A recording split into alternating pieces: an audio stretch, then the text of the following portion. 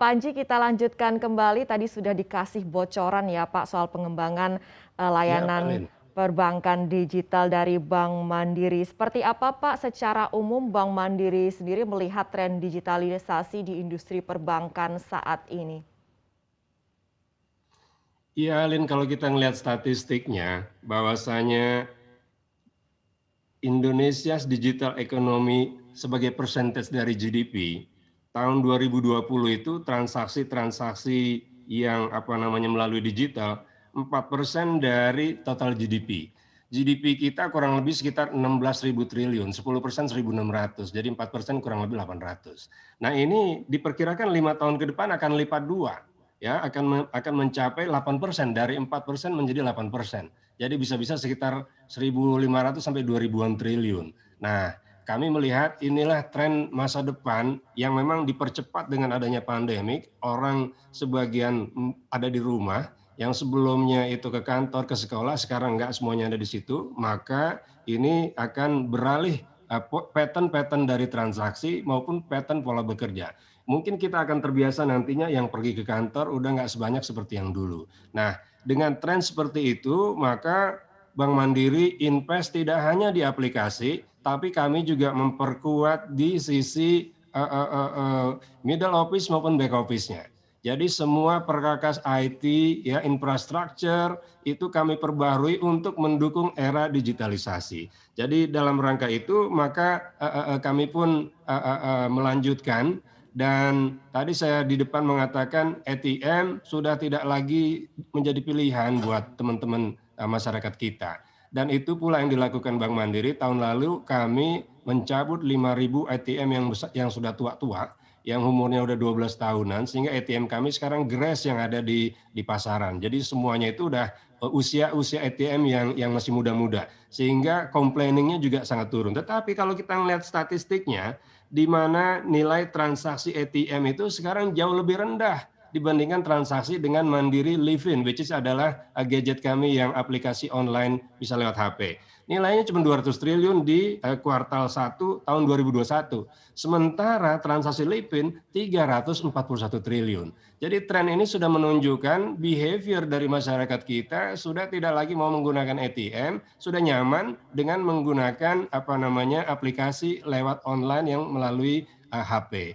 Dan jangan lupa Alin, bahwasanya masyarakat kita ini sekarang yang paling besar adalah para milenial. Jadi 70% dari penduduk Indonesia sekarang nih usia 15 sampai dengan 45 tahunan. Nah ini memang tidak bisa lagi dia menggunakan kanal-kanal yang zaman bahla, tapi mereka sudah kepada era digital. Oleh karena itu maka tadi saya sudah katakan Mandiri Livin kami kembangkan untuk di sektor retailnya. Dan menariknya lagi teman-teman, kalau kita lihat bahwasanya penggunaan dari Livin sendiri sejak di launching di bulan Maret itu sekarang downloadernya sama usernya itu sudah 7,1 juta active user. Sementara target kami akan mengarah di atas 10 juta tentunya. Jadi ini sudah menunjukkan bahwasanya kami on the right track, mengembangkan juga aplikasi yang digital retail, dan total transaksinya juga sudah di tahun pertama tumbuh, di kuartal pertama tumbuh 49%, yaitu senilai 341 triliun. Jadi kalau melihat angka-angka ini memang trennya sudah berubah. Jadi kalau kita melihat dan dari sisi e-commerce gross merchandise value-nya juga diperkirakan akan lipat 1,5 nantinya di tahun 2025. Jadi itulah arah dari kita punya digitalisasi. Dan untuk Bank Mandiri tadi saya katakan tidak hanya yang retail, tapi kami juga memiliki yang wholesale di mana transaksinya itu bisa 8 kali lipat yang retail. Kalau transaksi retail itu dalam 1 tahun 1.000 triliun, tapi yang transaksi wholesale digital kami bisa mencapai 9.000 triliun per tahun. Dan tahun ini kami proyeksikan bisa tumbuh 10% menjadi 10.000 triliun. Memang itu mencerminkan bahwa saya Mandiri adalah wholesale banking yang juga sangat bisa memenuhi keperluan-keperluan teman-teman di retail banking. Demikian Alin.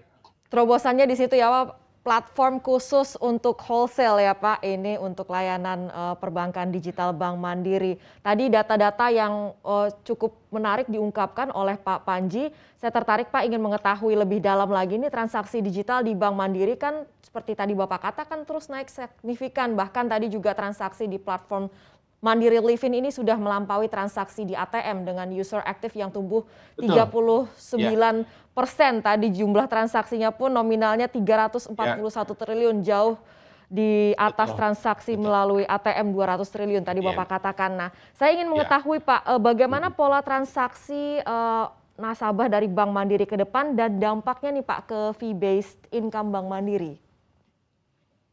Ya, tadi saya katakan memang ATM tidak lagi menjadi sumber fee based income walaupun masih ada kontribusinya. Tapi ini akan digantikan oleh transaksi digital, baik yang wholesale maupun yang retail. Yang wholesale tadi kami memiliki Mandiri Cash Management, yang retail kami memiliki Mandiri Livin. Dengan aplikasi-aplikasi akan kami terus loading. Jadi ini adalah tren ke depan. Dan jangan lupa kemudahan yang bisa dimiliki dari transaksi dengan Mandiri Livin itu bisa menggunakan online onboarding. Jadi teman-teman yang baru mengakses melalui Apple Store maupun Google Store, maka sudah bisa langsung mendapatkan nomor account dan akan aktif begitu teman-teman mengisi saldo di dalam rekening tabungan tersebut. Nah, itu tadi adalah yang di Mandiri Livin, tapi nantinya akan di-copy juga untuk yang di wholesale. Transaksi wholesale juga akan bisa melakukan online onboarding. Dan ini ada tambahan, Alin. Kami juga membuka feature open banking.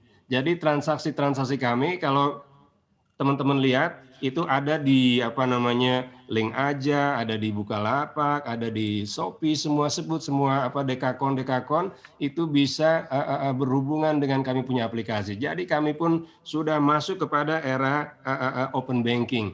Itu yang di retail, tapi yang di wholesale spiritnya juga sama. Tadi Pak Gubernur juga sebelumnya mengatakan Bank Indonesia pun sudah ngimbangin dan bahkan ahead untuk yang era digitalisasi mendukung perbankan. Kami di pelaku bisnisnya sebagai bankir juga sama, kami memiliki gairah yang sama tidak hanya di retail tapi juga di wholesale, yaitu kami akan mendorong perpindahan transaksi dari yang datang ke cabang tapi sekarang sudah tidak perlu lagi cukup datang melalui gadget dan dua-duanya berlaku buat retail maupun yang wholesale. Dan inilah masa depan sumber fee base dari perbankan dan ini akan berkelanjutan kelihatannya Bu Alin.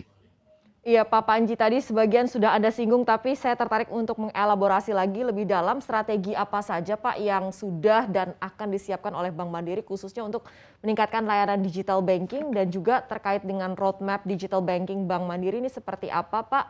Dan juga apalagi nih inovasi yang tengah disiapkan selain tadi layanan digital banking untuk wholesale?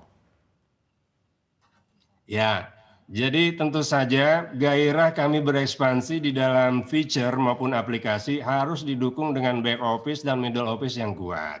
Jadi itu adalah suatu standar bahwasanya Mandiri tidak ingin hanya tumbuh untuk sesaat. Kami ingin sustainable digital development dan kami menginginkan ini adalah sesuatu yang reliable, yang handal. Oleh karena itu, capital expenditure kami juga kami keluarkan untuk mendukung kami punya core platform di IT maupun juga di middle office maupun juga di back office. Segala sesuatu yang digital ini at the end harus bisa direkonsiliasi. Oleh karena itu juga memerlukan tools, itu juga memerlukan prosedural dan itu memerlukan investasi. Jadi inilah bedanya dealing dengan bank, ya kami betul-betul diawasi oleh regulator sehingga segala sesuatunya itu dirancang dan melalui uji dari dua regulator. Oleh karena itu juga tadi saya katakan tidak hanya di ujung berupa aplikasinya, tetapi di tengah maupun di belakang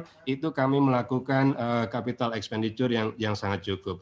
Dan balik lagi tadi strateginya seperti apa? Gairah untuk mengembangkan di retail digital maupun di wholesale digital terus kami lakukan. Apalagi ya ini apalaginya tadi ada yang belum bisa saya utarakan di sini karena nanti kalau bocor di copy paste, Bu. Jadi oleh karena itu kita tunggu aja di bulan Oktober. Tapi secara prinsipal sudah banyak sekali di dalam pipeline yang nantinya akan kami utarakan ketika ulang tahun Bank Mandiri di bulan Oktober. Oke, ditunggu ya Pak nanti update-nya di bulan Siap. Oktober di CNBC Indonesia untuk inovasi-inovasi Siap, Bu Alin. layanan digital banking dari BMRI. Pak, kami juga ingin tahu, kita ingin menutup dengan optimisme nih Pak, berbicara soal best case scenario pemulihan sektor perbankan di Indonesia Ya, untuk ya. semester kedua 2021 ini seperti apa di mata Anda Pak? Ya, memang ini terkait dengan economic growth, Alin. Dalam artian kita berharap dengan turunnya cash positif, maka PPKM mikro daruratnya ini bisa dihentikan di tanggal 26 dan ini berarti kemungkinan gangguan terhadap pertumbuhan sangat minor. Dan orang Indonesia orang yang suka belanja. Begitu diperbolehkan keluar dari rumah, ini harapan saya semua tetap prokes, itu pasti yang namanya belanja-belanji itu akan sangat besar sehingga itu di sektor consumption itu pasti akan tumbuh. Nah, ini pasti akan memicu lagi pertumbuhan ekonomi. Dan jangan lupa tadi Pak Gubernur juga mengatakan sudah ada government expenditure untuk bantuan sosial, social security kepada masyarakat kita, itu juga menopang pertumbuhan. Oleh karena itu skenario untuk yang current sebetulnya kami memprediksi pertumbuhan sekitar 5%, tapi kami koreksi pada kondisi darurat ini 4,43, jadi turun sekitar 0,6%. Tetapi kalau kondisi daruratnya terpaksa harus lebih dari 2 bulan alias 1 sampai dengan 3 bulan, maka economic growth bisa turun ke 3,7%. Dan worst skenario-nya berada di level 2%-an. Yang mana yang terjadi itu akan sangat tergantung bagaimana kita bisa membantu pemerintah untuk bisa mendukung tidak terjadi lagi banyaknya kasus positif. Nah, kalau growth dari ekonomi bisa sampai di situ, maka pertumbuhan di kredit juga akan mengimbangin, Elin. Kita melihat pertumbuhan kredit untuk Mandiri kami tadinya memprediksi bisa 6% dalam kondisi ceteris paribus, tapi kalau ada tadi tergantung seberapa lama kita mesti menyelesaikan urusan kesehatan masyarakat, itu kalaupun ada koreksinya sekitar 1% sampai 1,5%. Jadi di level 4 sampai 4,5% kami bisa yakin. Namun demikian kalau melihat gejala sekarang kami sih masih bisa meyakini kami masih bisa growth di 5% plus minus 1%. Ya 6% sebetulnya kami masih sangat optimistik, tapi kami tidak mau mendahului situasi dan kondisi. Begitu Bu Alin. Masih cukup optimistis ya Pak untuk Bank Mandiri. Terima kasih Pak Panji Irawan, Direktur Treasury and International Banking Bank Mandiri sudah bergabung bersama kami di Economic Update CNBC Indonesia. Jangan lupa install aplikasi CNBC Indonesia di App Store maupun di Play Store untuk mendapatkan informasi dan perkembangan terkini dari berita-berita ekonomi dan bisnis.